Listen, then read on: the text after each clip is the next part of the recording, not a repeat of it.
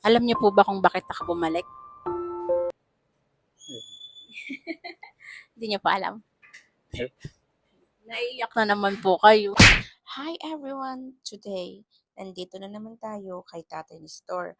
Binisita natin siya ulit para ihatid ang kanyang munting hiling na magkakaroon ng gamit pang barbershop. Para at least makakapag-work na siya, makakapag-home service, at hindi na siya magiging homeless. Tara, samahan niyo akong kumustahin natin siya. Hello tayo, kumusta? Okay lang. Saan po kayo natutulog pag umuulan? Doon sa public CR, sa waiting shed. Alam niyo po ba kung bakit ako bumalik? Hindi niyo pa alam. Naiiyak na naman po kayo. So ayan, lagi si tatay napaka-emotion niya. Sabi ko naman guys, no, hanggat kaya nating uuntiin natin yung mga kahilingan niya. Kaya hindi lang to, meron pa. So tay, paano yan? Yan lang. Magkakaroon ka na ng Gamit sa panggupit. yes. Salamat. Salamat. Masaya po kayo? Sobra. Pero ako kasi, hindi ko alam kung ano yung mga gamit sa barber, no? Ngayon, yung mga dala ko, hindi ko alam kung kumpleto o hindi.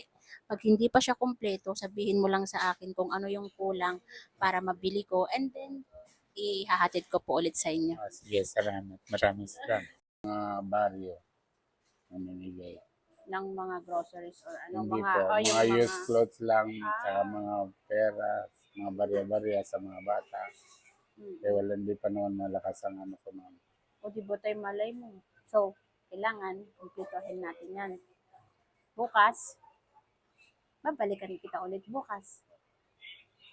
Hanggang sa makumpleto po natin yung mga gamit mo. Kasi free na ako ngayon, so bukas makakapunta ako. Hindi po, makakapunta ako ng Divisoria. So mabibili ko po yung needs mo. Then dadamihan natin ng polvo, powder. Tama, powder yan, powder. Yung sa powder. Kasi ito tay, ano to kasi, hindi ko pa to nabuksan, no? Pero ito, one set na yan. Kompleto na yan. may gunting na Pero rin. alam ko may brush din to, hindi ko pa kasi nakita eh. Kaya hindi Wala ko pong brush na pangkain. Kaya lang, kailangan yung tikotin pang kuryente. Yung may wire. Ito mga ano lang to, pag walang kuryente, bumagagamit. Kasi ito po, pag nag-service ka, maganda. Tapos, malay niyo po magkakaroon kayo ng pwesto, doon na tayo bibili ng dekuryente mo. Diba? Kasi ito, dyan lang sa labas, kung may home service ka. Emergency lang. Opo. Kompleto na rin ang set ito. Opo, kompleto na. Pati yung pang ano niya, I think liquid, nasa loob na. Oo, yung oil. Yung panglinis, kompleto na po siya. Oo. Ingatan mo tayo ha. Oo. Bait mo, super. So, magpapasko kang masaya. Maraming makakaano to. Maraming makikinabang pag nagtrabaho na.